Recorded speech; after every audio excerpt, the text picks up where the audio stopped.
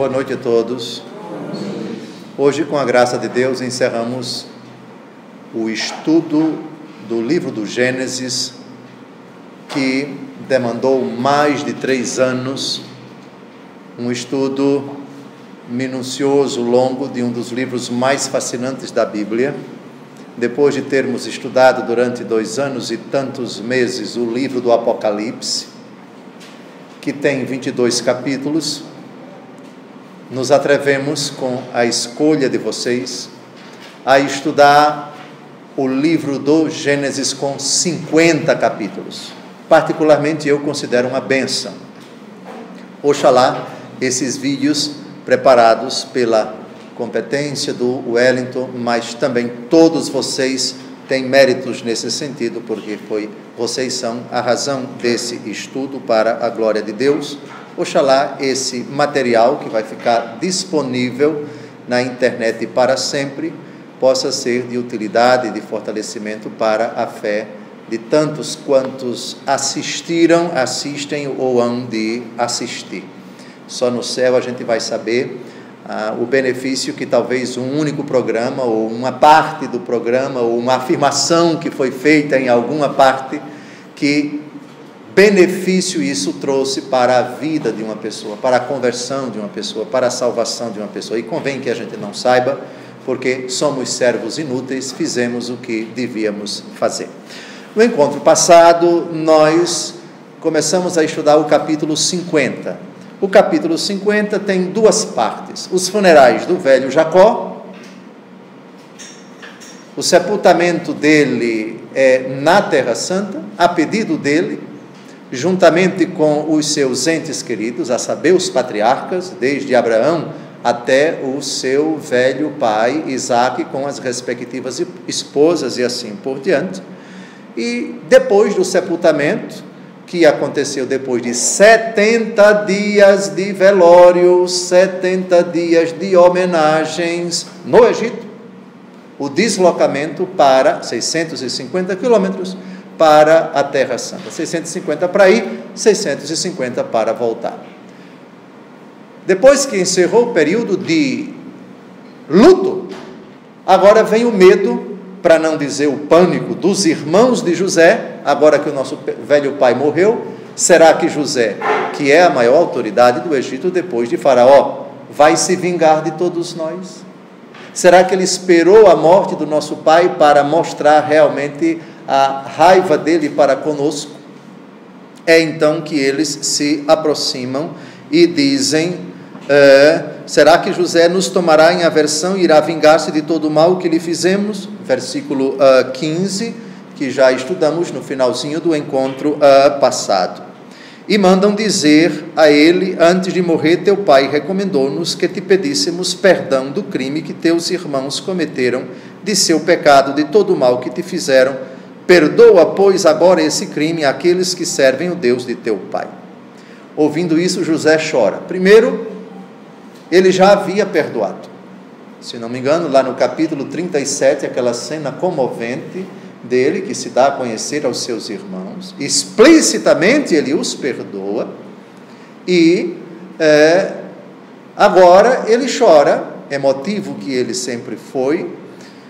Parece aqui que ele está perplexo e talvez pensando: será que os meus irmãos ainda pensam que aquilo que eu disse no passado não é verdade? Eles acham que eu nutro alguma raiva deles? Eles ainda duvidam de que eu os perdoei verdadeiramente? Muito bem, então José chora. Vimos várias vezes aqui José chorando, e aos prantos e aos gritos. O choro mais chamativo, digamos assim, foi quando ele se deu a conhecer aos seus irmãos. Em outras ocasiões também ele chora. Então, foi aí que paramos. Agora vamos continuar a reação de José, e lá no versículo 20, é opinião minha, mas respeito quem pensar diferente. No versículo 20 temos talvez a frase mais emblemática do Antigo Testamento, a frase mais misteriosa, uma frase que exige uma fé inabalável na providência divina e uma frase que esconde mistérios insondáveis. O versículo 20, ele tem uma frase que realmente dá pano para muitas mangas, uma matéria, um assunto que demandaria muito estudo, e por mais estudo que nós fizéssemos, sempre chegaríamos à conclusão de que o plano de Deus, a sua divina providência, são realidades que ultrapassam a nossa razão. A nossa lógica não consegue abranger, a nossa lógica não consegue comportar, entender o mistério da providência divina, que no Antigo Testamento não há frase mais completa, mais perfeita, que defina o que é a providência divina, o cuidado de Deus pelos homens, que é capaz de, até quando os homens têm a intenção de nos fazer mal, Deus naquela hora está agindo para tirar desse mal que nos fazem um bem maior. Mas isso é no versículo 20. Vamos logo ao versículo 18, José ainda chorando. Seus irmãos vieram jogar-se aos seus pés, dizendo: somos teus escravos. Impensável, depois do capítulo 37, essa reação. A não ser, no meu entendimento, se nós deduzirmos que o que eles viram da parte de José, o seu choro, o seu abraço, a sua declaração de amor, de um homem que não nutria absolutamente nenhum sentimento senão de gratidão a Deus, que se utilizou dele para ser o salvador, o protetor, o mantenedor de toda a família. Então, se somos teus escravos, e perdoa, pois, esse crime àqueles que servem o Deus de teu pai, não é propriamente uma reação de irmãos que acreditaram verdadeiramente na reação de José, que os perdoou lá no capítulo 37. Provavelmente, no coração deles, permaneceu a desconfiança. Não pode haver outra explicação para eles pedirem perdão novamente, apelarem para a memória do velho pai e se apresentarem como escravos. Não são escravos, são irmãos. Muito bem. Versículo 19. José disse-lhes: não temais, posso eu pôr-me no lugar de Deus? Na mente de José, considerar-se escravo é uma postura de uma criatura diante do Criador. Ele é, sem dúvida alguma, o primeiro-ministro do Egito, mas ele tem consciência da sua limitação. Mesmo sendo o primeiro-ministro do Egito, não é Deus. Ele não pode se colocar no lugar de Deus.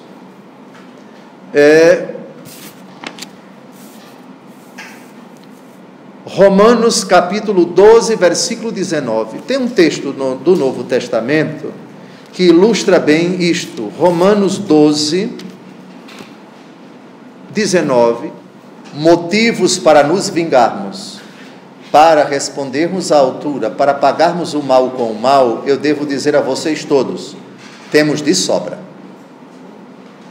Motivos para pecar, temos de sobra.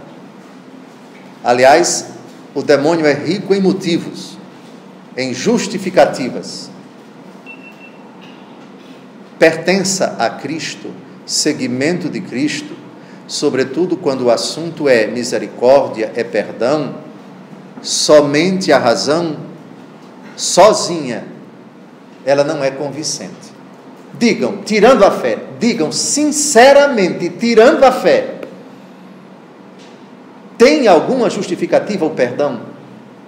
Tire a fé, por favor, tire a fé. Não tem. A misericórdia, um miserável que faz um mal para você e você responde com amor, com perdão. Digam, tirem a fé, por favor. Digam se tem lógica. Digam. Não tem lógica. Só a razão, não. Agora, para pecar e para justificar o pecado, sempre existe uma razão. Nós somos habilidosíssimos. Sabe que Parece que o Cirque du Soleil vem a Brasília. Tomara que em abril eu encontre um dinheirinho e um tempo para ir pelo menos uma noite, que eu acho aquilo muito bonito. Mas às vezes nós parecemos com os artistas do Cirque du Soleil. Nós somos verdadeiramente ginastas. Nós fazemos um contorcionismo tão grande para justificar o raciocínio da gente, que é impressionante. Para pecar e para justificar pecado, e para não sair do pecado, e para dizer que está certo porque pecou, a gente tem motivo. Para as coisas de Deus, sem a fé não existe motivo. Parece loucura. Por isso São Paulo diz: os judeus pedem sinais, os pagãos pedem sabedoria, nós, porém, pregamos Cristo crucificado, que é escândalo para os judeus e loucura para os pagãos. Digam se a cruz de Cristo não é loucura. Não é loucura. Não há outra palavra. São Paulo define isso muito bem na primeira aos Coríntios, capítulo 1. É loucura, é loucura. Mas para aqueles que creem, tanto judeus quanto gregos, é poder e sabedoria de Deus. É uma passagem muito bonita que me toca particularmente a mim. Então vamos agora ao contraponto. Não vos vingueis uns aos outros, caríssimos, mas deixai agir a ira de Deus, porque está escrito: a mim a vingança, a mim exercer a justiça, diz o Senhor. Pedir que Deus se vingue, pedir que Deus se ire contra uma determinada pessoa é correto, é justo. O que não é justo é nos irarmos, pecando é nos vingarmos. Portanto, que o Senhor se vingue desta pessoa. Atenção, que já tratamos desse assunto, que a palavra vingança em nós, aplicada aos homens, comporta um quê de pecado? Mas a vingança de Deus é justa. Vejam que a palavra ira aqui tem o seu sinônimo de justiça. Vejam, o que é a ira de Deus? A ira de Deus é a justiça de Deus, que mais cedo ou mais tarde se revela. Ficou claro? Ira de Deus e justiça de Deus. Ira, vingança e justiça. Quando Deus se vinga, Deuteronômio 32, 35, está até citado explicitamente em Romanos 12, 19. Quando é que Deus se ira? Não é quando Deus peca, não é quando Deus tem um acesso de faniquito e fica furioso como os deuses do Olimpo que mandam aqueles raios. Zeus fica encolerizado e briga lá com os outros as séculas dele no Olimpo, e quem acaba sendo prejudicado somos os pobres mortais aqui, e manda tempestades, e manda trovões, etc. Isso é mitologia grega. A ira de Deus é a justiça de Deus. Deus se vinga quando se ira, Deus se ira quando se vinga, mas Deus se vinga e se ira quando pratica a justiça. E a justiça de Deus não é a nossa justiça. Mas isso nós já tratamos muitas vezes. Por favor, eu não vou remoer mais isto. Já temos 6 ou 7 anos estudando essa admirável realidade. Quando essas palavras se aplicam a Deus, devemos guardar enormemente as proporções. Muito bem. Então, eu posso colocar-me no lugar de Deus. O que é que no versículo 19 José está dizendo? Quem sou eu para me vingar? Quem sou eu para manifestar a ira contra vocês? Porque a ira cabe apenas a Deus. A ira é competência de Deus. A vingança é competência de Deus. Versículo 20. Pronto. Aqui está a frase que me toca muito e que carrega um mistério tão grande, um mistério tão inefável, que precisaríamos de anos e anos e talvez a vida inteira para investigar isso, e certamente não descobriríamos muita coisa a não ser de joelhos: eu creio na divina providência.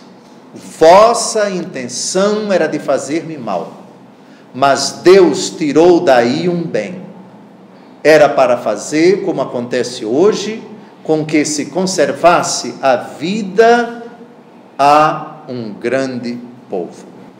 Vossa intenção era de fazer-me mal. Deus não move a intenção de ninguém para praticar o mal.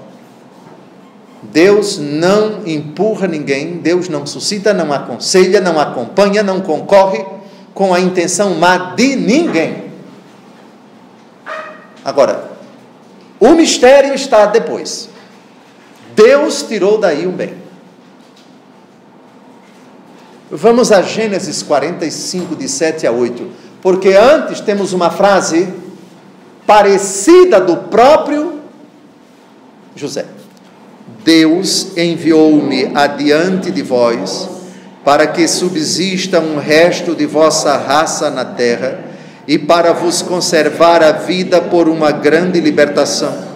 Não sois vós, pois, que me haveis mandado para aqui, mas Deus mesmo. Ele tornou-me como o pai do faraó, chefe de toda a sua casa e governador de todo o Egito. Destaco no versículo 7, Deus enviou-me adiante de vós. Ou seja, a intenção era deles, a venda do menino foi iniciativa deles, mas foi Deus quem mandou. E é nisso, no meu entendimento, que reside o mistério. Isso no versículo 7. Agora, versículo 8, que é mais espantoso ainda. Não sois vós, pois, que me haveis mandado para aqui, mas Deus mesmo. Deus mesmo. A intenção deles era matar o menino. Depois, um conseguiu convencê-los a vender. A intenção deles era mandá-lo para o Egito. Mas foi Deus mesmo. Então, Dom José, podemos concluir que agradou a Deus a intenção deles de fazer mal? Não, não agradou. Isso é blasfêmia. Você dizer que uma intenção de praticar o pecado, que a Deus agrada a Deus essa intenção. Não. A intenção foi de vender o menino, portanto foi um desejo mau, foi pecaminoso, não tem para onde correr. Agora, Deus mesmo, não sois vós, pois, que me haveis mandado para aqui, mas Deus mesmo. Então nós temos duas coisas aqui, que por um mistério, que pelo menos eu desconheço, eu reconheço minha limitação diante dessa realidade tão grande, tão abissal, ou abismal, que é a mesma coisa. Como naquela mesma hora em que alguém que tem a intenção de nos praticar o mal, e está praticando o mal, é Deus mesmo que naquela hora está me conduzindo para tirar disso um bem maior. E obviamente a gente tem que ler de novo Romanos 8, 28, para aumentar ainda o mistério, para tornar essa realidade, que é a providência divina, mais misteriosamente misteriosa ainda. Romanos capítulo 8, versículo 28. O verbo aqui usado por São Paulo é concorrer, nem é correr, é concorrer, sem, porém, aprovar, concordar, incentivar, apoiar a intenção perversa de quem quer que seja. Todos juntos, Romanos 8, 28. Aliás, sabemos que todas as coisas concorrem para o bem daqueles que amam a Deus, daqueles que são os eleitos, segundo os seus desígnios. É um mistério. Eu não posso falar muito dessa realidade. Sei que tudo isso é verdade, Deus mesmo. Sei que Deus concorre em tudo para o bem daqueles que o amam. Mesmo considerando que quando eu e todos nós, aqui está nesse momento um irmão cuja esposa, algum tempo atrás, foi assaltada de forma covarde por um fulano. O susto que ela passou, o constrangimento que ela passou, o medo. E não somente isso, imagine aquelas outras cenas com piores consequências, como agressão, como dano ao patrimônio seu, como constrangimentos, como estupros, como mortes. E se nós colocarmos a espantosa realidade do Holocausto nazista de 1939 a 1945, um episódio horrendo, da Segunda Guerra Mundial, meu Deus, como professar a vossa fé na divina providência diante de espantosas realidades que trazem tanto mal, tanta dor, tanto sofrimento à natureza humana.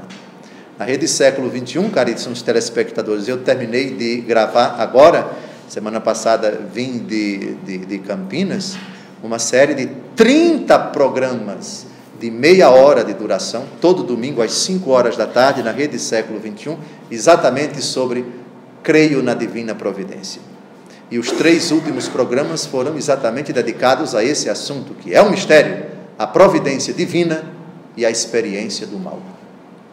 Meu Jesus, misericórdia. Como falar na providência divina, que Deus concorre em tudo, na hora em que uma intenção perversa está causando danos, prejuízos, humilhação, medo, temor, enfim, e até tirando a vida de seres humanos inocentes. Não é uma realidade fácil falar das coisas de Deus, da ação de Deus, dos mistérios de Deus, da vontade de Deus, dos desígnios de Deus. Nessas situações limites, requer muita prudência, muita humildade de nossa parte, porque não temos acesso a tudo. Não podemos dizer com exatidão determinadas coisas, mas essas verdades, malgrado não compreendermos naquela hora, malgrado tantas interrogações, e diga-se de passagem, nosso Senhor Jesus Cristo, agonizando na cruz, fez uma interrogação, que está no Salmo 21, por que me abandonaste? E o Pai, naquela hora, não deu uma resposta cabal. A resposta, nós sabemos, vai ser dada 3 dias depois com a ressurreição. Mas por que tinha que ser assim? Jesus, então, faz as vezes de uma humanidade que crê no Pai, tanto é que a última frase dele foi, ele sempre esteve com o Pai, Deus com o Pai, em tuas mãos entrego o meu espírito, mas essa realidade do versículo 20 será sempre um mistério doce, porque nós cremos no poder de Deus, cremos na sua divina providência, e se agora, nesse exato momento, não conseguimos perceber a clareza dessa afirmação, a experiência tem demonstrado a tantos de nós que daquele mal Deus sempre tira um bem, e um bem tão grande, um bem tão inefável. Se naquela hora não conseguimos presenciar isso, perceber isto, mas o amor de Deus, a sua bondade e a sua ternura vai com os acontecimentos da história, alguns até que demandam tempo, Deus vai nos concedendo bens infinitamente maiores do que aquele mal que Ele permite que aconteça, e Deus daí tira um bem. Versículo 21. Não temais, pois, eu vos sustentarei, a vós e a vossos filhos. Estas palavras lhes foram direito ao coração, reconfortaram-nos. Versículo 21, José os conforta, pede que eles não tenham medo, e ele promete sustentá-los e sustentar os filhos deles. Versículo 22, José habitou no Egito, e também a família de seu pai viveu 110 anos. Essa informação vai voltar no versículo 26, vamos ler o versículo 26, todos juntos. José morreu com a idade de 110 anos, foi embalsamado e depositado num sarcófago do Egito. Sabemos que os restos mortais dele, o corpo vai ser exumado quando o povo partir para a terra prometida, vai ser levado num relicário, numa urna funerária, e vai ser sepultado em Siquém. Siquém é a Sicar do tempo de Jesus, é a Nablus atual, capital da autoridade palestina. O episódio da Samaritana, no capítulo 4 do Evangelho segundo João, transcorre lá. Muito bem, versículo 23. Viu os descendentes de Efraim até a 3ª geração. Igualmente os filhos de Maquir, filho de Manassés, vieram à luz sobre os joelhos de José. Então vejam, se ele vê os descendentes de Efraim, Efraim é filho dele, Manassés também é filho dele, ele vai ter 2 tribos descendentes dele, nas pessoas dos seus filhos. José não vai sair vivo do Egito, mas esses meninos, os seus descendentes, que vão se multiplicar ainda no Egito durante 430 anos, nas gerações de José, vai ter a sua descendência multiplicada. Terceira geração significa que ele vai ver os seus trinetos. Reparem que os filhos de Marqui, que é filho de Manassés, vão à luz sobre os joelhos de José. Vieram à luz sobre os joelhos de José. Essa expressão pode dar asas às seguintes interpretações. As mães deles deram à luz os meninos, e ele fez aquilo que Jacó fez com Efraim e Manassés. Vocês lembram que Jacó, o pai de José, adotou os filhos de José, Efraim e Manassés, um rito de adoção muito curioso. Ele colocou os meninos entre os seus joelhos. Só que ele colocou a mão direita na cabeça do que estava à esquerda e vice-versa. José protestou, mas Jacó explicou por quê. Isso está no Gênesis 48, versículo 12, e parece que José vai fazer o mesmo com os seus netos. Ou seja, vieram à luz sobre os joelhos de José. Os meninos nasceram e ele decidiu adotá-los. Vamos dar uma olhada em Gênesis 48, 12. O velho Jacó gostava muito do menino, de José. José veio do seio da sua amada Raquel, lembram disso?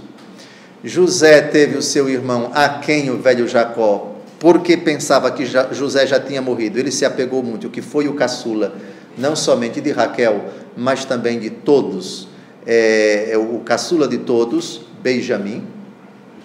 E pelo amor dele a José, ele decidiu adotar os filhos de José, Efraim e Manassés. Então, dependendo do tipo de contagem, nós temos 12 tribos de Israel, ou 13 tribos de Israel, se não contarmos Levi, que não vai ter nenhuma parte da terra, quando tomar a terra prometida Israel, e considerando Levi, se não considerarmos José, mas considerarmos Efraim e Manassés. Já vimos a questão da contagem, tanto no capítulo 49, que é a bênção de Jacó, como também o recenseamento de Moisés, como também a contagem que os cristãos fazem lá no livro do Apocalipse, capítulo 7. Lembram disso?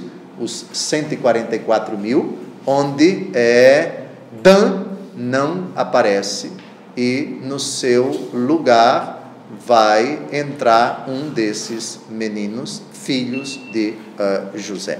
Gênesis 48, versículo 12, vamos ler em voz alta. José tirou-os dos joelhos de seu pai e prostrou-se com o rosto por terra. Então, Jacó Israel adota os meninos e depois disso José os tira do meio dos joelhos do seu pai. É mais ou menos o que José faz aqui com os filhos de Maquir, filho de Manassés. Versículo 24. José disse a seus irmãos: vou morrer, mas Deus vos visitará seguramente e vos fará subir desta terra para a terra que jurou dar a Abraão, Isaque e Jacó. Vejam que aqui José nem é o primogênito, nem é o filho mais importante segundo a mentalidade antiga, porque é um dos mais novos, mas de certa forma aqui ele representa a linha de continuidade das profecias, por que não dizer, de Abraão, que reproduz para Isaque a promessa que Deus lhe fizera em Ur da Caldeia. Isaque faz a mesma promessa na presença de Esaú e de Jacó. Jacó faz a mesma promessa para todos os seus filhos. E aqui José, de certa forma o responsável, de certa forma o patriarca de todos eles, recorda o que Deus dissera a Abraão e Abraão dissera a Isaque. O que Deus dissera a Isaque e Isaque dissera a Jacó. E o que Deus dissera a Jacó e Jacó dissera aos seus filhos. Então, a ideia das promessas de Deus perdura nas palavras do idoso José. Muito bem. No versículo 24, o que eu tenho a pontuar está em Hebreus 11, 22. Uma frase que eu pediria a vocês que destacassem, por caridade, é o capítulo dos heróis da fé. Dos heróis da fé. Heróis do Antigo Testamento, né? São elogiados aqui, heróis e heroínas. Heróis e heroínas. Foi pela fé que José, quando estava para morrer, fez menção da partida dos filhos de Israel e dispôs a respeito dos seus despojos. Então, o que nos interessa é a fé de José. Aqui, quem está falando no versículo 24 é o crente José. Então, vejam que bonito. A nossa fé católica apostólica romana tem raízes naquele tempo. Claro que José, antes foi Abraão. Antes foi quem? Por favor, no capítulo 11 de Hebreus, no capítulo 11 de Hebreus, quem foi a primeira personagem da Bíblia a ter fé? Da Bíblia. Não foi José, não foi Jacó, não foi Isaac, não foi Abraão. Vamos olhar, por favor? Hebreus 11. Hebreus 11. Abel. Impressionante, né? Abel.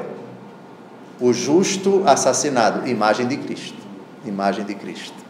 Então, é um capítulo muito bonito esse, o capítulo 11, porque a gente vai vendo, à luz do Novo Testamento, os primórdios da nossa fé. A gente vai vendo os primórdios da nossa fé, e é particularmente bonito você olhar o livro do Gênesis nessa perspectiva do capítulo 11 da carta aos Hebreus. Muitíssimo bonito.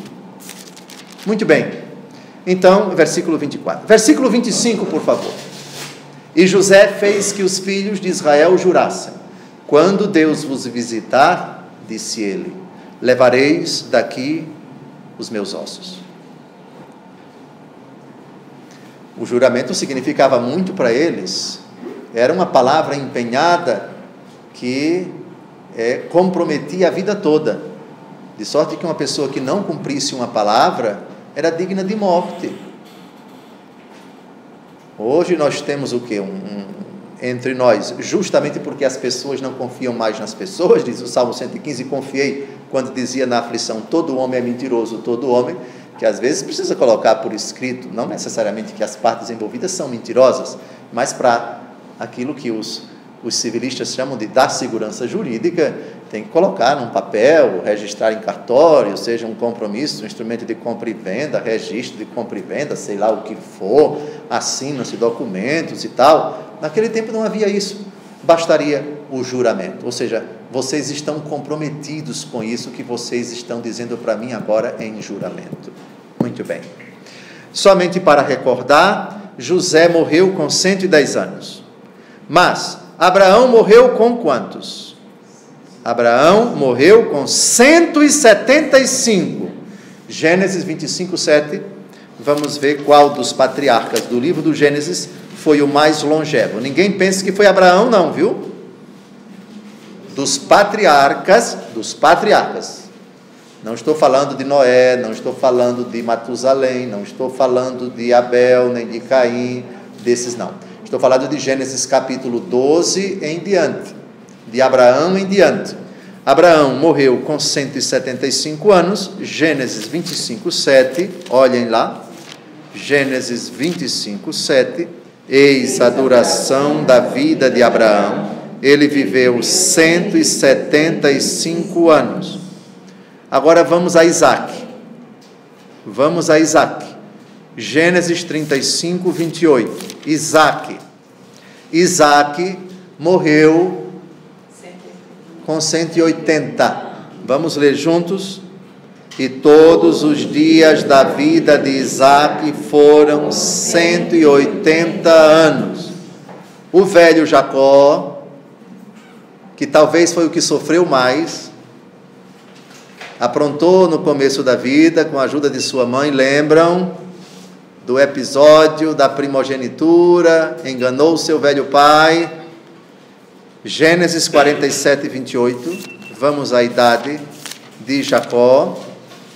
Jacó viveu ainda 17 anos no Egito.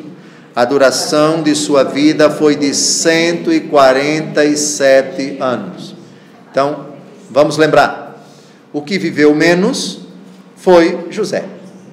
Então, José 110, Abraão 175, Isaque 180 e Jacó 147. Somente para lembrar, mera curiosidade, mera informação, José nasceu quando Jacó estava com 91 anos de idade. Gênesis 37, 3. Gênesis 37, 3. Israel amava José mais do que todos os outros filhos, porque era o filho de sua velhice. Filho de sua velhice. 91 anos.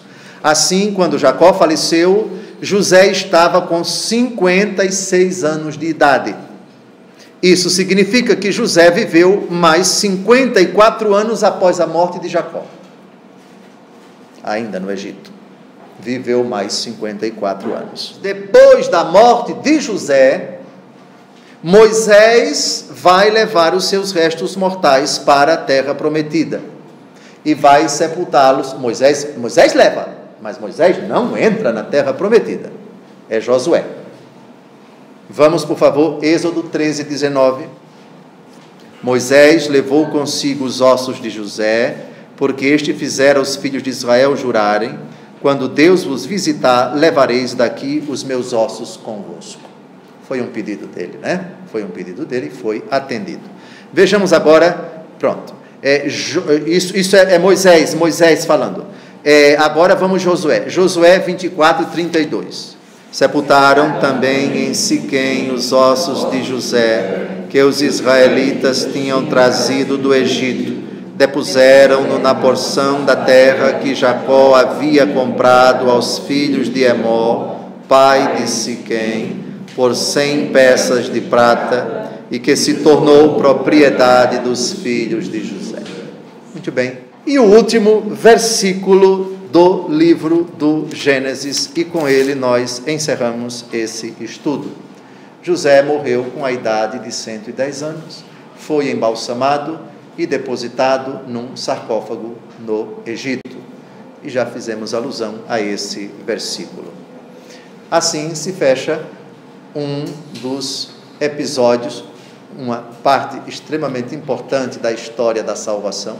O livro do Gênesis é riquíssimo, porque trata não somente dos primeiros patriarcas do povo eleito, mas também da história da criação.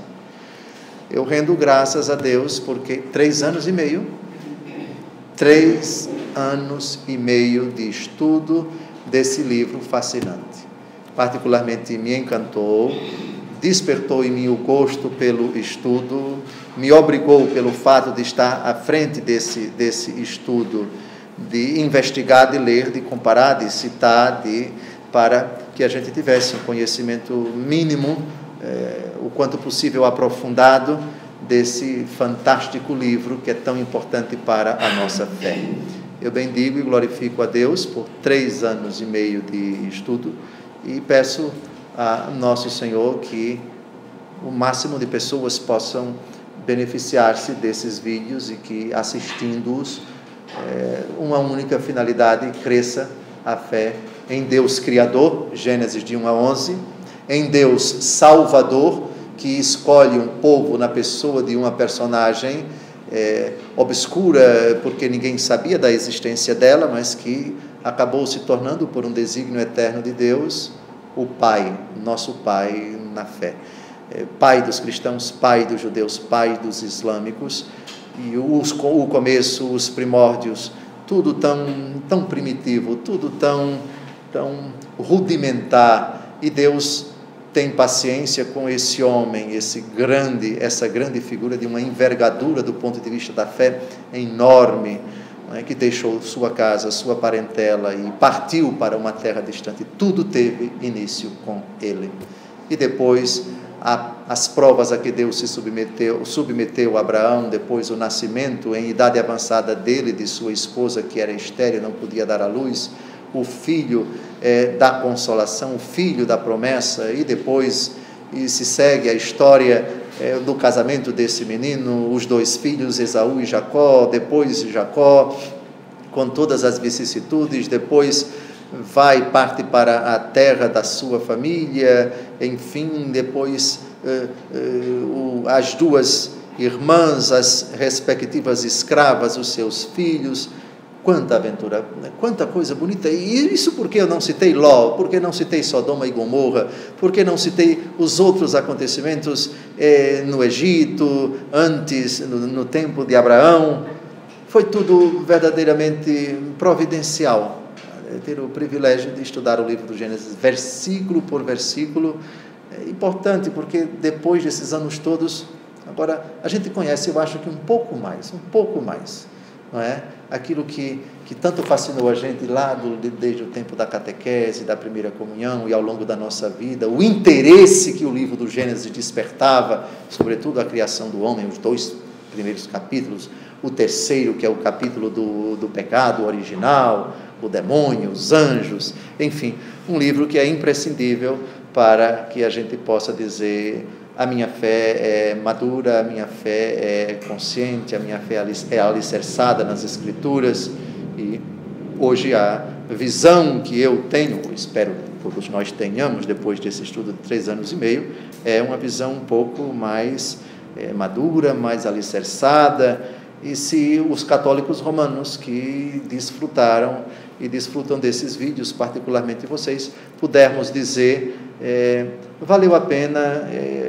Hoje eu me considero, a minha fé eu considero mais sólida do que no passado, eu me darei por satisfeito. Deus seja louvado, parabéns a vocês por 3 anos e meio de estudo, e a vocês também, internautas, porque esse trabalho gigantesco, 190 e quantos vídeos?